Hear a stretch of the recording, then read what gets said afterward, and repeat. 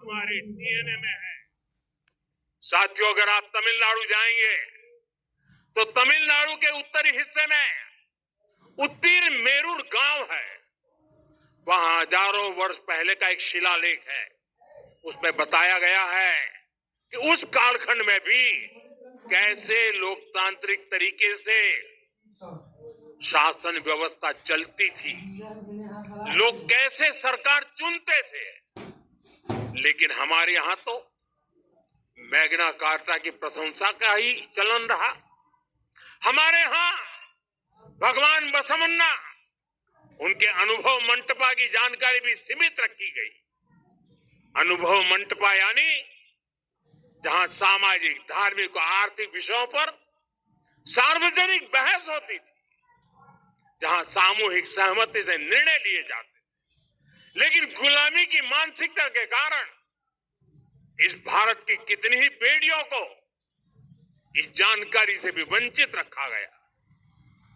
साथियों, हमारी व्यवस्था के हर कोने में गुलामी की इस मानसिकता ने डेरा डाला हुआ था। अब याद करिए, भारतीय नौसेना का ध्वज सदियों तक उस ध्वज पर ऐसे प्रतीक बने रहे जिनका हमारी सभ्यता, हमारी शक्ति, हमारी विरासत से कोई संबंध नहीं था। अब हमने नौसेना के ध्वज से गुलामी के हर प्रतीक को हटाया है। हमने छत्रपति शिवाजी महाराज की विरासत को स्थापित किया है।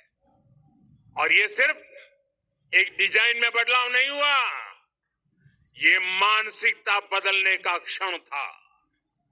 ये वो घोषणा थी कि भारत अब अपनी शक्ति अपने प्रतीकों से परिभाषित करेगा, न कि किसी और की विरासत से। और साथियों, यही परिवर्तन आज अयोध्या में भी दिख रहा है। साथियों, ये गुलामी की मानसिकता ही है जिसने इतने वर्षों तक रामत्व को नकारा है। भगवान राम अपने आप में एक वैल्यू सिस्टम है। ओरछा के राजा राम से लेकर रामेश्वरम के भक्त राम तक, और शबरी के प्रभु राम से लेकर